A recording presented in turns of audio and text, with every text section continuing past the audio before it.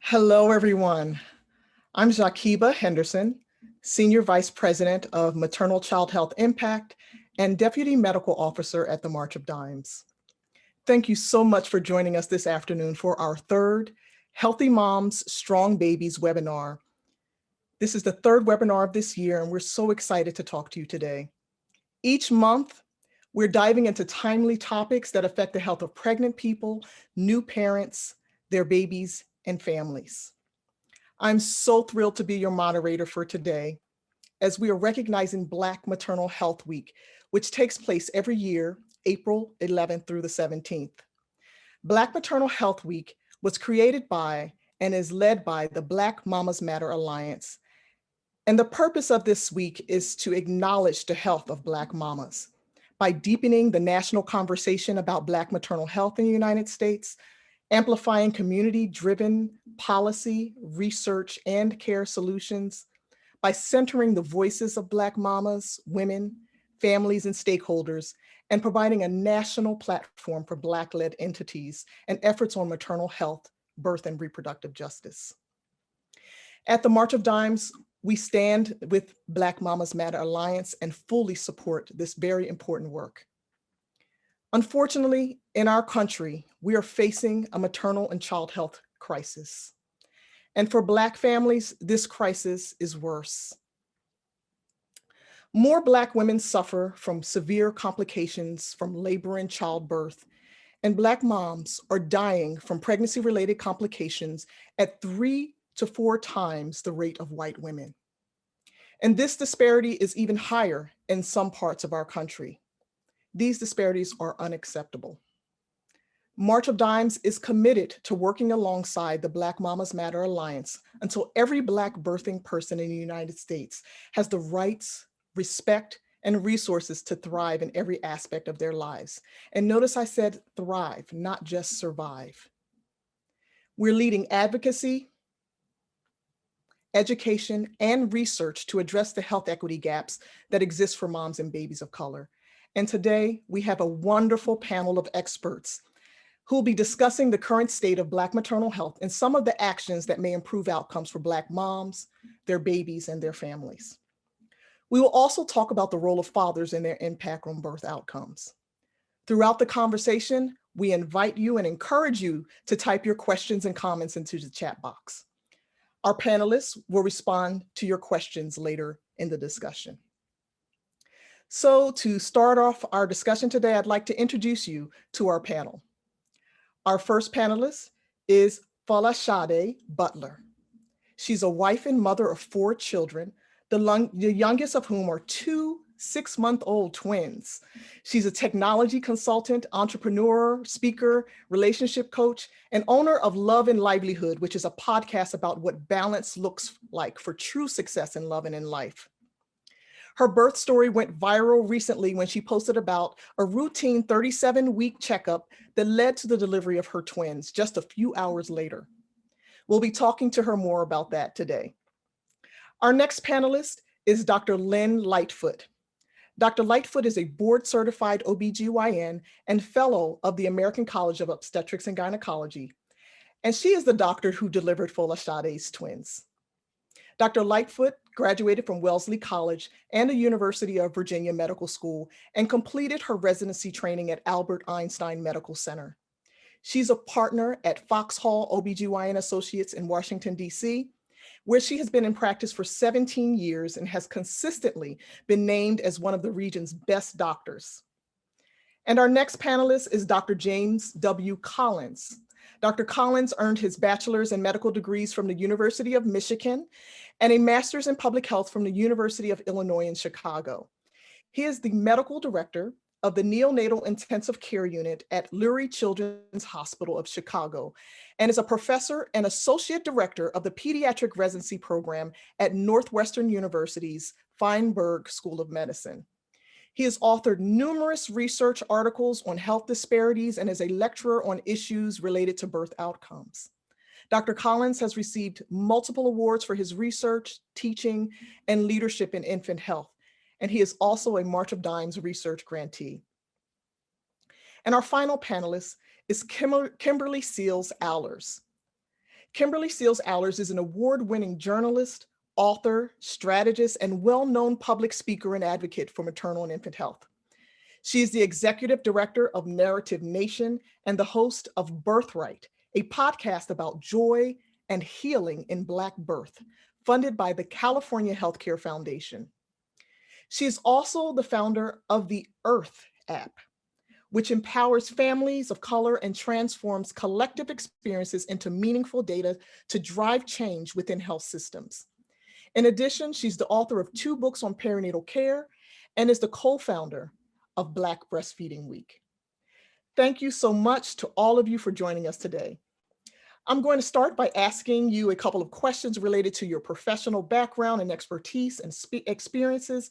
And for those of you watching, again, I'd like to remind you that you can also type questions and comments in the chat at any time. So I'm going to start with Dr. Lightfoot.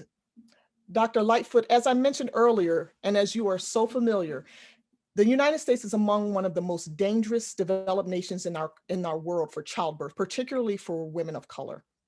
Black women are 3 times more likely than white women to die from pregnancy-related causes nationwide, and their babies are twice as likely to die from pregnancy-related causes. In addition to that, women of color are up to 50% more likely to give birth prematurely. With such grim statistics, based on your experience as an OBGYN, how do you talk with your Black patients about these disparities? Good afternoon.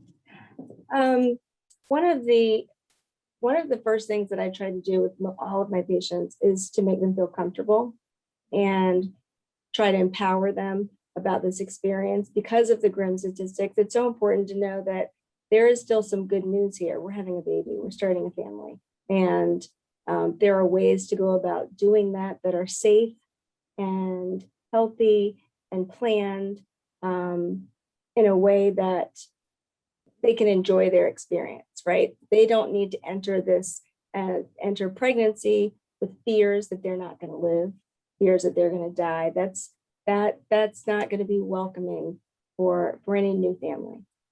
It's really important that we address some of the pre-pregnancy health concerns that people have that sometimes they don't even know they have. You know, there are times when we have comorbidities as we get older, we women have comorbidities as we get older that just might not have been addressed. And so it's really important to identify what those are for each individual, but try not to necessarily say, hey, there are all of these poor outcomes that can happen, so I want you to do this. I try to take a positive approach and say, so let's just look at, you know, your daily life and your activities and what you've experienced, and how can we make those situations a little bit better, and try to see each person as an individual, as opposed to just kind of throwing solutions at the problem.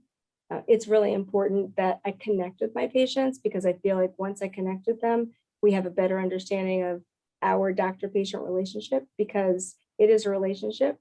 There is patient autonomy. We want patients to feel like they can make their own decisions, but at the same time, we have recommendations. But it's important that I explain to my patients like why we have these recommendations and why we're going to do the things that we're going to do, because why we make the decisions that we make, so that I think once patients understand them, they're much better equipped to make those behavioral changes within their lifestyle. Fantastic. That's so important. And I know as a fellow OBGYN, I've often had patients come from other providers complaining about experiences or bad experiences. And as you know, the causes of maternal deaths and complications are multifactorial. There are many things that can contribute to the problems that people have during pregnancy. But one of the things that evidence has shown that is also occurring is some patients may have concerns and may present with concerns, but their concerns are sometimes dismissed. Mm-hmm. And knowing that there's bias in our healthcare system, and there are times when women may not be listened to, Mm-hmm. how can Black women and their support persons be prepared to advocate for themselves? Dr. Lightfoot again. One of the, they're twofold. So as a patient, one of the best ways the patients can advocate for themselves is to feel comfortable speaking up. I do know culturally, I feel as if women in the Black community, we don't complain much. Mhm. I don't have a, we don't complain much. It's not often that we feel the need to call the doctor. We don't want to bother the doctor. We feel like it'll be okay until my next visit. Everything's going to be fine. When in fact, there are key things that are problems. And so feeling comfortable enough in a trusting environment so that all patients feel comfortable to say, hey, I don't know what's going on here. And it's not because I don't know or that I'm ignorant or I'm not knowledgeable. It's because I don't know medicine, right? I don't know what I should be looking for. And that it's okay to call and say, I have a headache and I've had a headache for 3 days and it hasn't gone away and I didn't know what to do. I'd like you to not wait 3 days. I'd like you to call when you get the headache and that it hasn't gone away. And so we have to we physicians need to create an environment that is ideally free of some of the unconscious biases that we as physicians may have, and be able to make the environment and the situation or the relationship better so that the patients feel comfortable identifying and coming forward and advocating for themselves. Several times Black women don't advocate for themselves because they feel like, oh, well, maybe there's something I should have known. I can take care of it. I can do it. We are nurturers. We are caregivers. We take care of the entire family, the entire community. So there's so many things that are stressing us on a daily basis. Taking care of our health is always the last thing. And so it's important that Black women first take care of themselves. I say self-care is the best care. It's not selfish. It's the best care. It's the best way that you can take care of everybody else. But our life stressors are impacting our lives in such a way that our pregnancies end up having much more untoward circumstances than they should. Thank you so much. And, we talk about these bad statistics all the time, but everything isn't bad about Black childbirth. And I just want to say, I'm so happy. I'm going to direct my next questions to Fola Shade. I'm so happy you could be here with us. And despite all of the statistics, you have had a positive story. And it's so wonderful to hear about positive Black birthing experiences. And Black motherhood is so beautiful. And there are so many examples of when things worked. And we would be so happy to hear about your experience. Can you tell us a little bit more about your recent birth experience? Sure. First of all, thank you for having me on this webinar, and good afternoon, everyone. So everything you just described is exactly what I am super grateful for. I don't know any other word to describe my experience other than I am very grateful for everything that happened start to finish, especially this last pregnancy and delivery that I just encountered, which was during the pandemic. But from the very beginning, I felt safe and I felt cradled, if you will, with my experience with Dr. Lightfoot, because she's been my doctor for 15 years. And it's an interesting dynamic because I started going to Dr. Lightfoot when I was in college. And then how you have, the people that are in your life, like your hairdresser, and you break up with your hairdresser for a little while, and then you realize you need to go back to your hairdresser. It was kind of like that. So there was a period of time where I stopped going to Dr. Lightfoot because I had moved, I got married, and things just changed. But I remember saying to my husband that as soon as I get pregnant, I'm going right back to Dr. Lightfoot, and that's what I did. And so my first pregnancy was in 2014, phenomenal care, 2016, phenomenal care, and then here 2020, it was just it was an interesting experience because I didn't have my family the way that I would have liked to with my first two pregnancies. Every appointment, somebody came with me, every single one.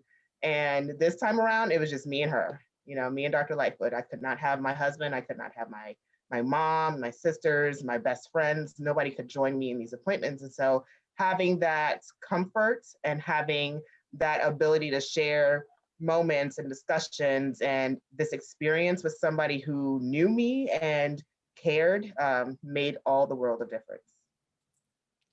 That's so wonderful. It's so wonderful when you find someone and you want to keep them.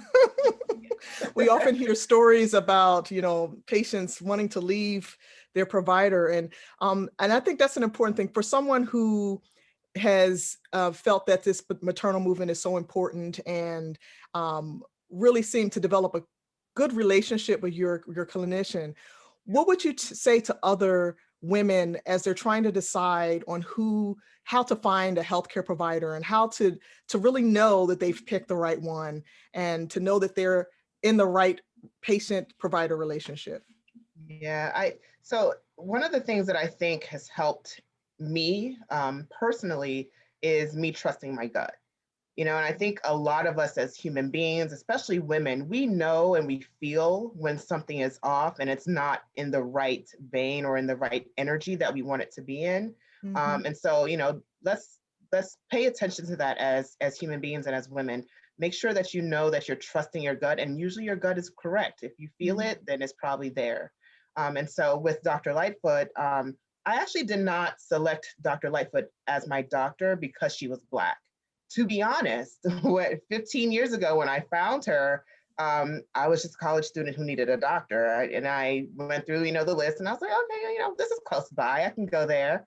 And I was surprised to know that she was Black and fantastic. And that's why I kept her as my doctor. And that's the reason why I kept coming back. There was just the comfort there. And so that's the second thing I would say is, you want to be able to be comfortable with whoever is providing your healthcare. And that comfort can come in a variety of ways. It can come in, identifying as the same type of person, for me, Black woman. It can come in the form of just feeling like you have a person that will listen to you, that will hear you. Whatever that might look like for you, you have to identify that. So you want to be able to be comfortable. You want to be able to have real talk conversations about your health and the solutions or the healthcare that comes with it. Mhm. And being able to be upfront with yourself and your doctor makes a world of difference when you are selecting a healthcare provider. So I would tell people to do those two things.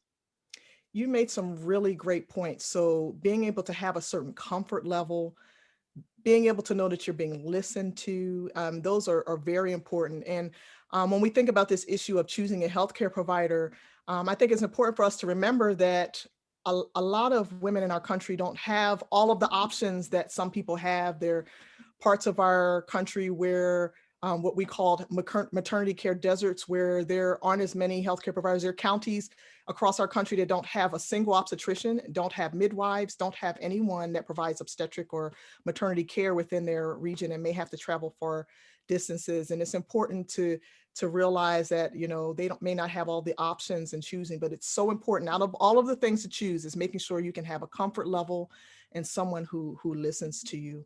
Absolutely.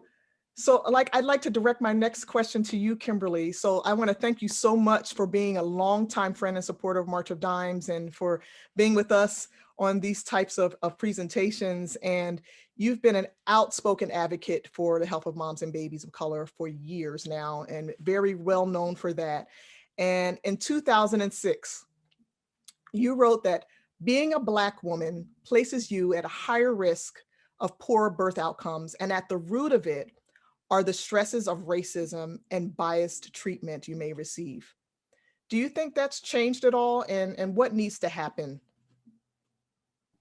Oh, thank you so much for having me. And it's been an honor to be in support and work with the March of Dimes.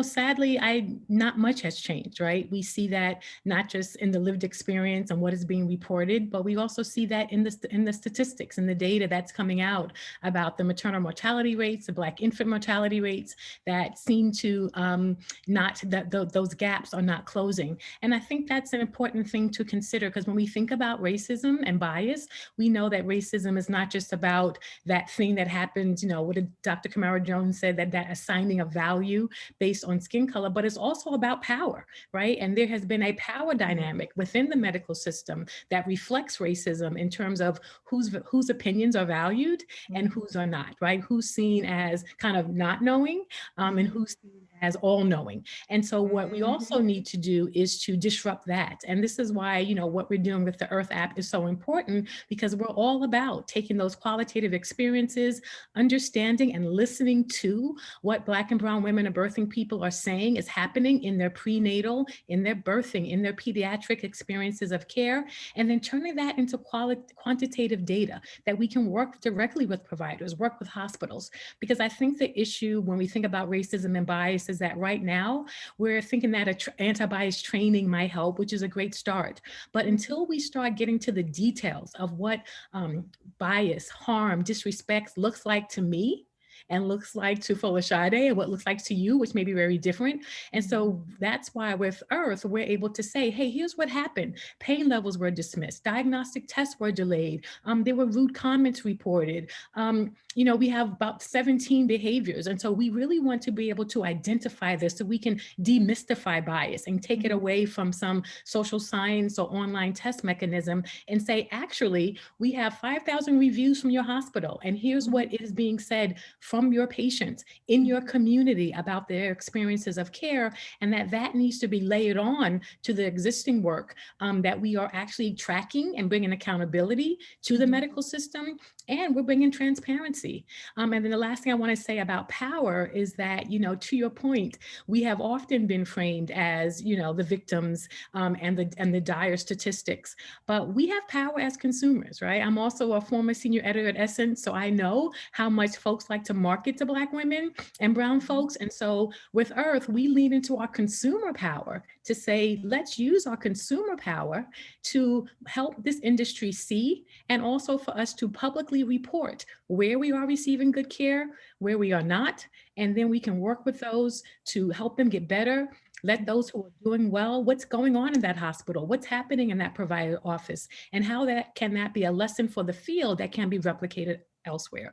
And so I think there's so much more learning that we can do besides having this racism and bias conversation, drilling into what it looks like to people, listening to that lived experience, getting details, as we call it, we're getting the receipts about what that looks like to people in their experiences. And then we present our receipts to the providers and hospitals and let that be a tool for them to enhance their existing efforts or create something new that's actually rooted in the lived experience of care. That's fantastic. I am so intrigued by this app, this Earth app, and you mentioned it, but can you tell me a little bit more how it works? Because is Earth app, I understand Earth is birth without the B for bias, correct? Correct. So it's Earth, IRTH. IRTH. Which is like the word birth, but we dropped the B for bias. That's what we say. And it is now available in the Google Play and Apple App Stores. It is a Yelp-like review and rating platform for Black and brown women and birthing people to find and leave reviews and ratings of their OBGYNs, birthing hospitals, and pediatricians up to baby's first year. And so we accept those prenatal reviews for every appointment. That birthing hospital review where you'll be asked specifically about the doctor, the nurse, and the lactation consultant, because Black breastfeeding is also Black maternal health. And then to know what's going on in your pediatric appointments. So we can kind of capture these experiences across the perinatal spectrum, see what we can learn about what people are experiencing across that perinatal spectrum, and then how we can improve and what that could mean about their future interactions with the medical system. I mean, many times they'll say, well, we don't go to prenatal appointments. Well, do you know what happens when we actually do show up? Maybe there's a reason there as to why we haven't come back. And so when we can actually get that context, that lived experience of care, I know it will be helpful and instructive to the field. And we have so much to learn when we actually listen to Black women and birthing persons. That's fantastic. So on this app, do you just rate providers, or can you rate facilities, or what about ancillary staff? Because I know in my personal patient experiences, a lot of the issues and problems I've had was before I even got to the doctor, like biases that were presented by the office staff, the front desk staff, for example, or even when I was in my training of if a patient showed up late or something happened, the front desk staff were the first people they saw, and they would present attitude or other issues that happened even before seeing the doctor. Are there opportunities for reviewing, staff other than a clinician or provider? Such a great question. And so when you're going through leaving interview reviews, we do have some free commenting spaces, and we find that is where people comment on the staff, on the receptionist, on those others who are in the experience. And also noting that we accept reviews from the birthing person, from the fathers. Folashade's husband can leave a review. We accept reviews from doulas and hospital-based midwives, because we know that doulas are so important, but we also know that they see so much because they attend multiple births in their community. And so we actually have a special icon that appears on doula reviews so that our users can see that and know that a doula has left a review of a provider or a hospital, because we want that to matter more. The value of doulas is not just what they provide to that individual birthing person, but who they are in our community. They're our eyes and ears, they're our gatekeepers, and they know what's going on. And so we really want to amplify their value, not just what they do individually, but what they can do on a community level. And so we lift that up in the app by creating special icons for their reviews, as well as for hospital-based midwives. Oh, that's fantastic. Because I use Yelp a lot. I'm not planning on having any more children, but I can always recommend Earth to to others. I'd like to direct my next question to Dr. Collins. Dr. Collins, you are the one standing for the Black men during this discussion. And I'm so excited that we have male representation in this discussion. And we don't want to leave the male voice out of this discussion of Black maternal health. And I'm so happy that you could be here with us too. You have a unique perspective with over 30 years of research on health disparities and health for babies. And I'd love to hear more about the research that you've done and some of your research findings. Can you tell us about the work you've done? Yes, good afternoon. I appreciate the opportunity to be on this panel. I echo everyone's comments and viewpoints. And a lot of things everyone has said is common sense type stuff. But it has taken a while to get to where we are, even though this is common sense. This disparity has been around forever, since we started collecting data 50, 60, 70, 80 years ago. Done. Probably about 25 or 30 years ago, it was starting to be recognized that this wasn't solely driven by education per se. That is, if you look at African-American women who were college educated, they did a lot better in terms of birth outcome compared to women who didn't graduate high school. Mm-hmm. They still were doing twice as poorly with respect to preterm birth rate, low birth weight, having a small for gestational age infant, having an infant that didn't survive to a year of age than their white colleagues. And the academic scholarship leadership were really pushing forth that this was somehow an intrinsic abnormality among African women themselves. We perceive that this was because of racism. Living your entire life under this system here is unhealthy for your outcome. So we actually needed to put some substance behind that. We examined approximately 3,000 women who themselves were born in sub-Saharan Africa, and another 2,500 women who were born in the Caribbean who happened to come to Illinois when they had their babies. And their birth outcomes were exactly similar to the US population of white people. So we thought, slam dunk, it makes it clear that it's not a genetic abnormality that's pushing this.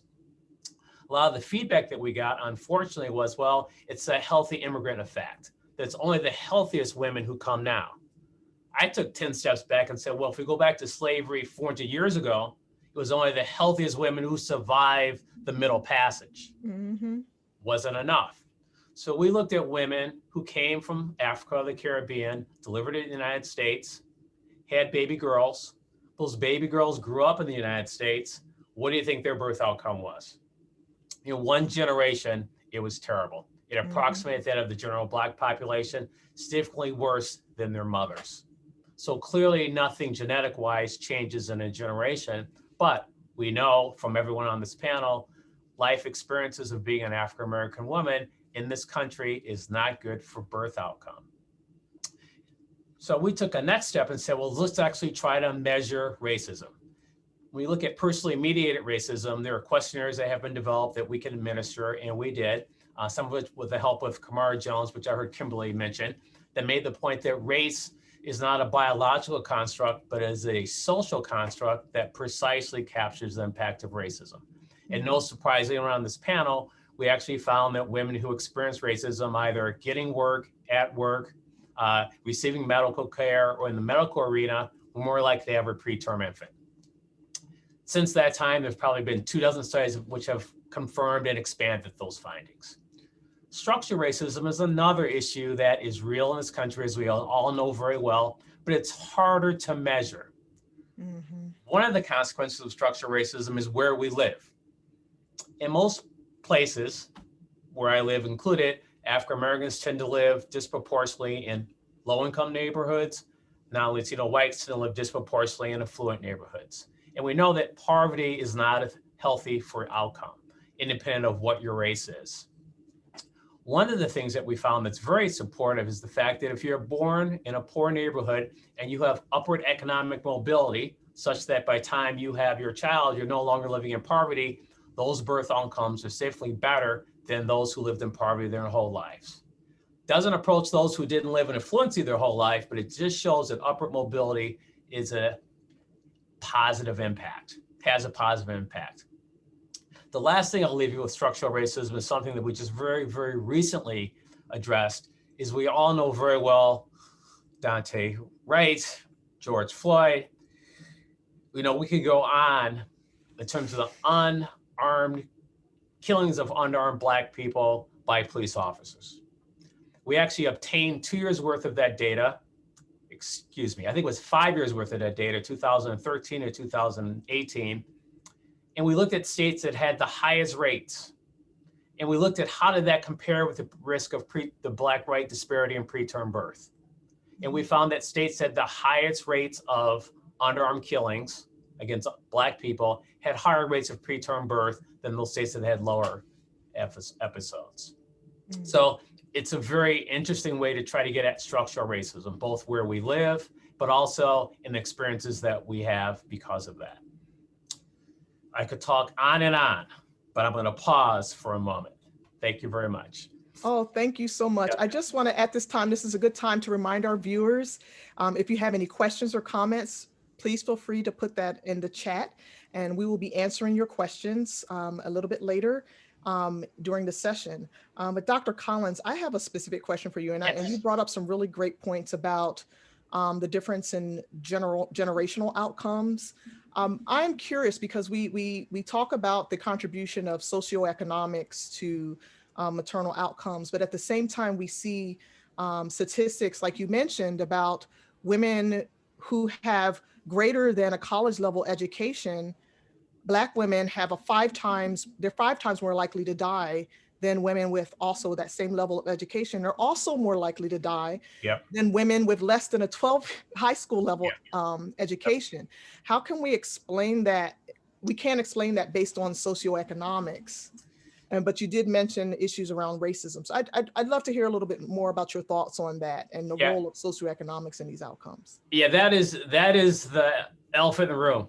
It really is what makes us all kind of our hearts break, because we would think that if we've had this a certain status in life, things should be even, but they're not. And as we know, for African American women, they still have to negotiate with racism on a daily basis. Some of it is obvious. Some of it is just stuff that we all kind of learn to handle, but we don't make a big deal about it. But you know what? Our physiologic responses to it are still there. And I suspect that is what's driving that still interpersonal racial discrimination, I think, is even a more major factor for professional, educated African American women, because they tend to be on islands by themselves. And I'm sure, much like people in this room, we have our social construct of friends who are pretty much like us. But then you come to work and you don't have a lot of people like you in your same plateau, and that's less social support at work. So I think that's another factor driving it. Another bigger factor, which is harder to get at, but may take another generation, is what we're learning is what happens to women in terms of pregnancy outcome now relates a lot of times what happened to them in early life, early childhood, infancy, even when they were fetuses themselves. Sometimes if your mom was stressed during pregnancy, that can cause, you can be born early because of that, but also can predispose you to have a preterm infant later. That's not due to genetics. but it's just due to that stress that your mom went through. And that will take another generation, we think, before that goes away. Wow. Yeah. Wow. I also find it very interesting just the work that you've been doing around involvement of fathers and Yep. fatherhood. And I would love to hear about your research studies that have looked at the contribution of fathers. You're talking about support and lack of support in their contribution to outcomes. Have you found fatherhood to be a positive factor for maternal outcomes? Yes, that's been a relatively recent finding. And we are very excited to find that, maternal child health is focused on women, which is very important, but we really haven't looked at the contribution of dads. Very recently, we looked at births in this country to US born Black women and women themselves were born in either Africa or the Caribbean, and found that in each group of women, dad's education, and that is actually measurable on the birth certificate, is associated with outcome, such that the higher dad's education, the lower the risk of poor outcome. And that's independent of mom's education. So that is a modifiable variable that we can try to do to improve birth outcomes. One of the things that we also recently found, well, what is it about dad's education or his socioeconomic status that may help things? No big surprise, social support's important, financial contributions important, but it also helps women to get good prenatal care, to gain the optimal amount of weight during their pregnancy, and also helps them to, if they do smoke cigarettes, to actually stop smoking cigarettes. So there's some tangible things that come about with having dads involved. And as a father of four, I like to say, I hope I made some contribution to my kids' good outcome. My wife may debate that fact. Well, thank you so much. I think that's important to know some of the positive factors that help to mitigate some of the problems and outcomes. We talk so much about the bad statistics, but there's a lot of opportunity for hope. There's a lot of opportunity to look at different solutions to the problems that we're facing.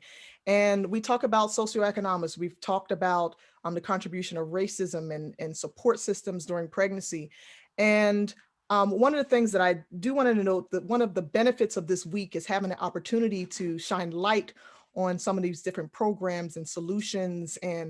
And when we start thinking about the structural racism and its potential contributions, we need to start thinking of also structural solutions too. And I know March of Dimes has been very engaged in some of the work around the policy changes that we could advocate for that could potentially promote healthier environments and conditions under which women can have healthier pregnancies.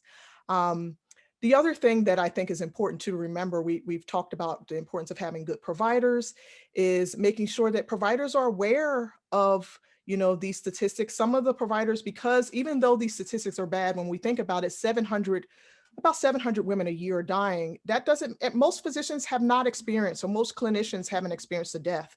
So they may not accept the gravity that we're putting forward, but we have to also remember for every woman who dies, there are another 70 or so who have experienced severe complications and that their lives are severely impacted by poor outcomes from their pregnancies.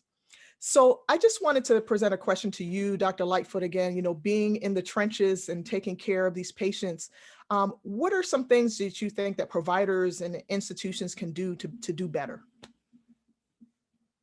One of the probably one of the most important things to do, which I think is it's gonna be difficult for healthcare systems, is to institute necessary training, implicit bias training. When we were trained initially as physicians, it was to look at everybody as if everybody's the same, so that everybody gets provided the same level of care and treat everybody the same way with no judgment. Although now we are much more evolved and we've learned much more about how we interact with each other, and the problems that exist in the world are not just in the world, they're also in the healthcare system. So to Dr. Collins' point, the microaggressions that we deal with on a regular basis every day are impacting our health, but patients need to be able to talk to their doctors about those things, and doctors need to be more aware.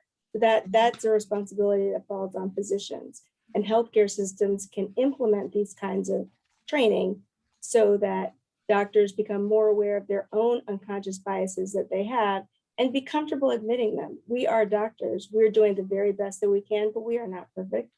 And we too need training and assistance and to be able to be a bit introspective and say, okay, like I didn't realize I had these biases. I think oftentimes doctors feel like they have to have all the answers.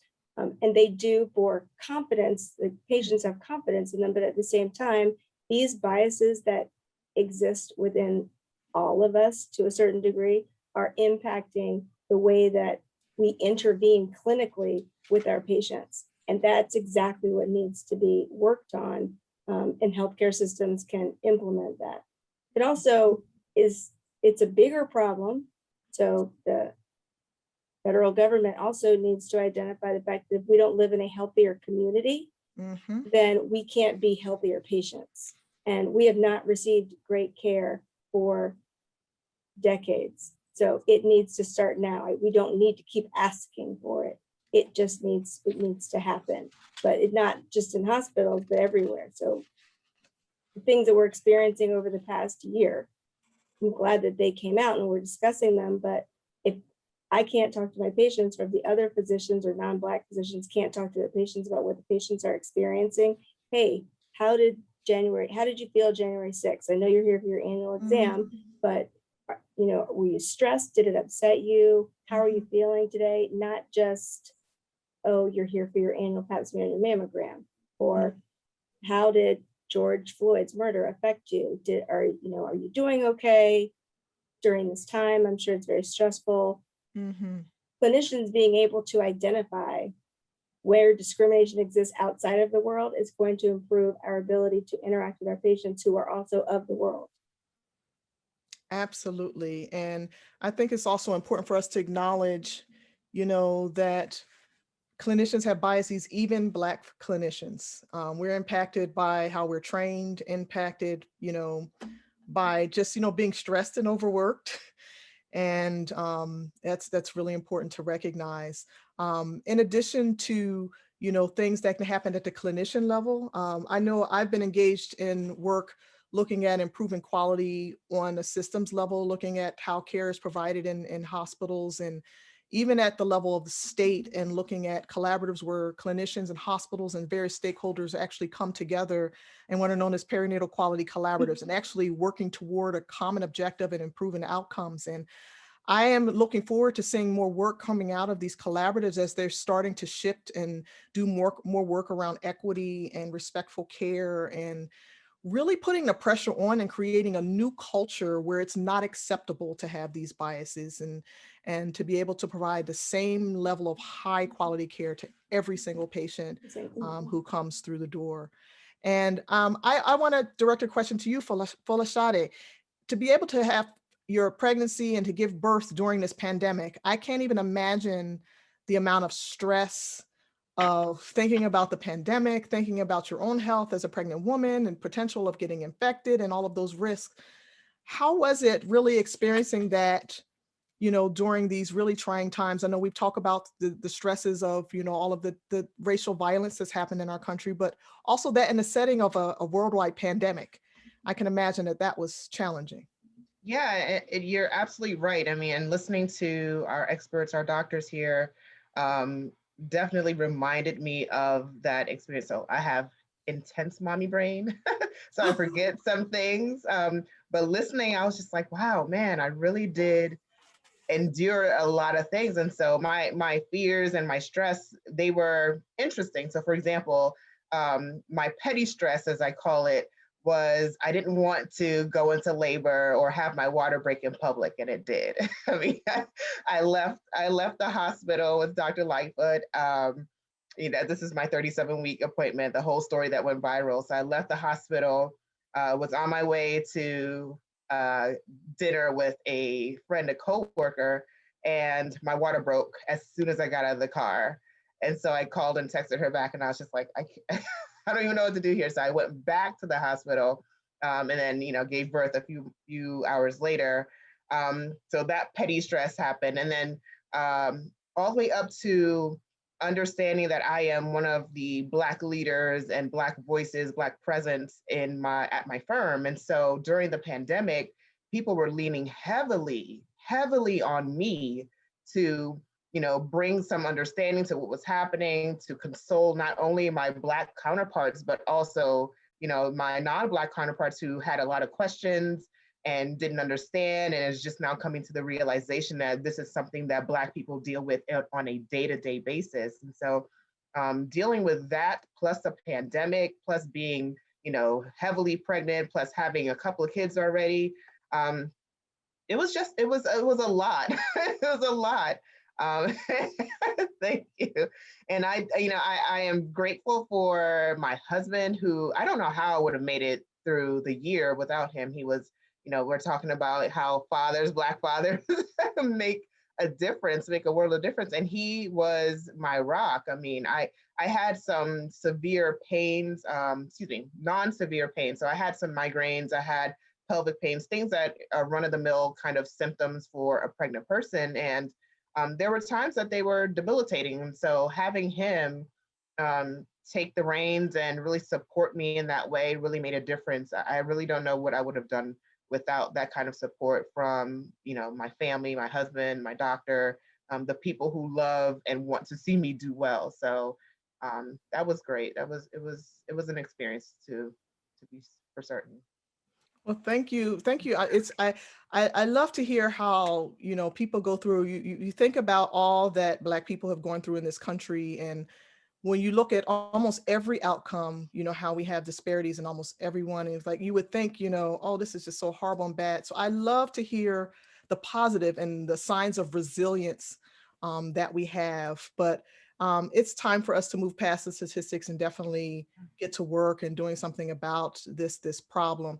And I know we've talked about solutions around clinicians. We've talked about, how they can provide better care, but there are larger scale potential solutions. And I know that recently at the beginning of this year, there was new legislation put forth, the Momnibus Act, that really addresses some community-based solutions, and really specifically targeting solutions at this disparity of poor maternal outcomes in moms. And just want to sort of hear from you, your thoughts on what can happen above the individual patient provider level, or even the hospital level, to help improve outcomes for moms. And this can go to anyone who would like to answer.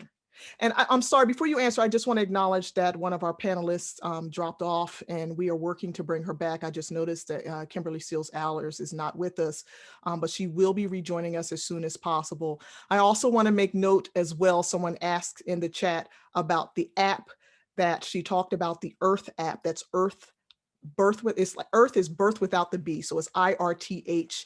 And that app is available, as I understand, in the App Store, that you can find. And we also have a link within the comments on Facebook Live where you can find how to access that app. I just needed to stop and make that acknowledgement. So back to the question about solutions above the patient provider level and hospital level, legislative solutions, things that we can do and advocate for Black mamas to have better outcomes. I can start real quick. Mine is not necessarily a legislative solution, but I just wanted to shout out a community of Black moms that I think is doing it right, and that's District Motherhood. It's an organization, it's now a nonprofit that was started by two Black moms who are doing an outstanding job by pulling together women of color who have similar stories, who want to find a community who can help them through some of the things that we're talking about, which is, the birthing experience, the prenatal experience, even, post-delivery, what it looks like to be a mom of a Black child. I know a lot of us are moms to Black boys, and, having a prayer circle even helps with some of the challenges and the stress that we have.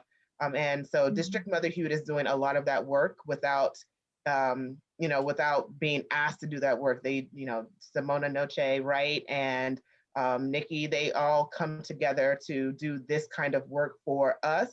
And I think it would be great to see something like that go nationwide, worldwide, and I know that they're working on those kind of things. So just want to give that little shout out to them because they are doing that kind of work for us. Thank you. Fantastic. And you say district mother hued like colored, Yes. H-U-E-D? HUED. That's exactly I right. like that. I like that. So if there are no further comments regarding it, I'm going to go ahead and go to our Facebook comments and questions.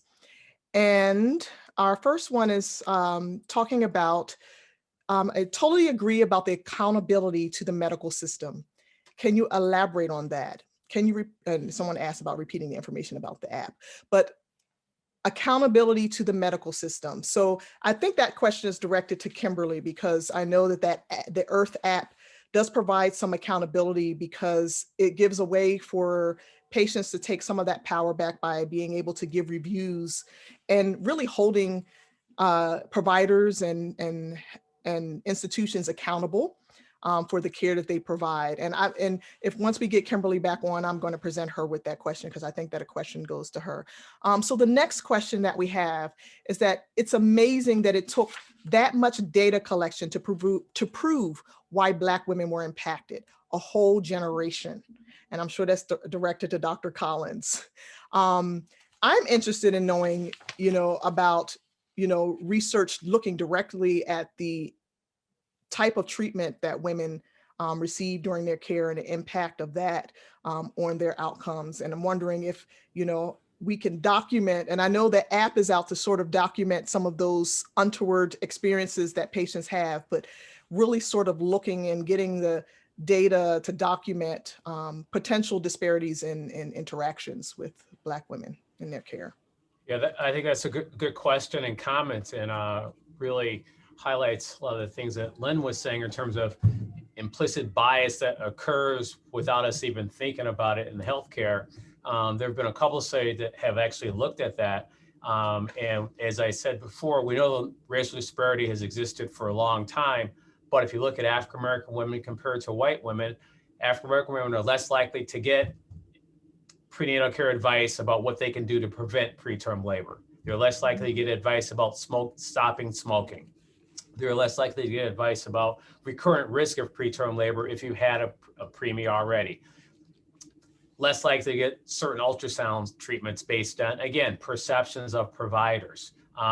So that is important to address. And I think one of the things that will help that is obviously how we go about training medical students. Really in medical school to actually say, like we were taught, like treat everybody the same. No, everyone is not the same. And we really have to approach things in a more holistic approach and educate people in terms of why we think what we do and how we act upon it, and really make people conscious of race and keep that on the agenda and start teaching our young trainees the importance of that so they feel comfortable speaking about it and addressing it, and then making sure that the care is appropriate for the community that you're serving. Fantastic. And there was another question. I'm sorry, Dr. Lightfoot. I was just going to add to that. Also, within a hospital structure, so at my hospital, patients are able to give surveys and about their experiences, and those their surveys and their experiences documented. I think they're Press Ganey scores. I think that's probably correct. Yeah. Is that right? Yeah. And there may not be a location on the actual form to actually write these things, but often when patients come back for their postpartum visits, they will talk about their hospital experience, like what happened. Ideally, there needs to be a way that that information gets captured in real time so that it can then be either addressed by the nurse manager or somehow data collected so that that information can be looked at. And it's not a bad conversation. So it's not bad to talk about race. It's not bad to say this was an African-American patient who had X, Y, and Z experience. Because if we don't say what it is and when it is and how it happened and how this is how I felt. This was my perception, which is my reality. And please don't dismiss it. And yes, this is how it made me feel. And then address it right then. Because what happens is you don't hear about it until it's too far gone to evaluate the circumstances under which that happened and who did what. Mhm. Not to point blame, but we need to clearly identify, to Dr. Henderson's point earlier, was it the front desk staff? Was it when you got checked in that they called you by the wrong name, that they mispronounced your name? I find that extremely offensive when we don't take the time to pronounce somebody. We can always ask, how would you like to be called? How do you pronounce your name? I'm not familiar. When patients are admitted and you might ask one patient, oh, is your husband here? Or you ask the other patient, is your boyfriend here? Oh, my husband's coming. So those are some of the biases that exist that don't ever get addressed until actually the patient goes home. And that impacts how they viewed their birthing experience, because they will say, well, as soon as I came in the door, I didn't feel respected because the person didn't know who I was. They said I didn't have an appointment. They made me feel like I wasn't supposed to be there, or I didn't make my appointment, or I didn't care about my baby. All of those things are layers that impact the birth experience. And I hate to say it, if all the nurses feel like the patient kind of doesn't care, then people also develop this level of kind of like, oh, okay, well, we'll get to that. It happens, obviously. And those are the things that those are things that we can do every day, like tomorrow. That is so true. And the other thing I just want to just raise to the level of recognition is that, although you received excellent care from a physician, Falashade, and Dr. Lightfoot, you've been an amazing example of good obstetric care. There are a lot of patients who may not feel comfortable with a doctor, or there are other options for respectful care that is culturally congruent through other nurse and midwifery led models of care. And I think, I think there is a shift. I think there is a demand now for other options because people have reduced trust in what happens in a hospital setting, or reduced trust what happens with physicians. And I think one of the ways that we can improve how, and also broaden the availability of care, is being able to bridge those different models of care and being able to extend the availability of midwifery care, being able to have integration of that type of care as the risk increases and needing more high acuity care, being able to quickly link to obstetricians. There are lots of opportunities for new models of care as we think of solutions to this maternal morbidity and mortality crisis. And there are a couple other questions I'm going to try to get to before we close. And one of them is regarding the research that you mentioned, Dr. Collins. Someone asked if you could please share the link to the studies on first-generation immigrant outcomes compared to second-generation outcomes. If you even just have a title or a name, if you share it with us in the chat, we can share it with the listening audience. And then another question that I think is really timely, as we've already sort of discussed the impact of the recent police killings, is that all of this is incredibly scary. Is there data reported anywhere we can access regarding correlation of police killings versus birth outcomes? And I actually am aware, there are studies ongoing that I'm aware of that are looking at the impact of the current racial violence happening in our country and the impact on outcomes. And I am anticipating and looking forward to seeing that being published soon. And then there's another question here. Do any of you think the financial support of Black people to get educated in nursing and midwifery is something that can be instituted from the national level? That's a great question. I would say yes. And I think it really starts, kindergarten, first grade. We have to encourage all of us to be the best we can be and develop passion. And a lot of what we go into is driven by role models and what you're exposed to. So I think exposing young children to different career options is the first step. And the next step, it's helpful if they see people like them in those roles, and then provide opportunities with respect to scholarships and funding, because college is a lot of things, and expensive is not one of them. But we really have to overcome that. And we all get it back in spades in the long run. It's really, Absolutely. I think that's kind of the big picture here, is like invest early, and it's a far better way to go about things. Mhm. But all we can do to support that would be very helpful. Yes. And that really kind of that question goes back to the comment that I made about having an integrated workforce and that is culturally congruent. And part of that is going to be having to support the pipeline of getting more care providers that look like and live in the similar communities as those who are most disproportionately affected by these poor outcomes. So that's a great question. And yes, it's something that can happen nationally. We are advocating for some of these solutions through the Momnibus and other avenues for March of Dimes. And we encourage you to take action where you are, those of you who are participating and listening to this webinar, to raise your voices for solutions such as those. So as we prepare to close out our webinar, I'd just like to thank all of our panelists. Thank you so much. We know that you are so very busy and do such great and important work. Thank you for spending time with us this afternoon and engaging in this very important conversation and providing us with very important and relevant information during this Black Maternal Health Week. So as you can see here posted, here's a slide with some of the resources that we discussed today.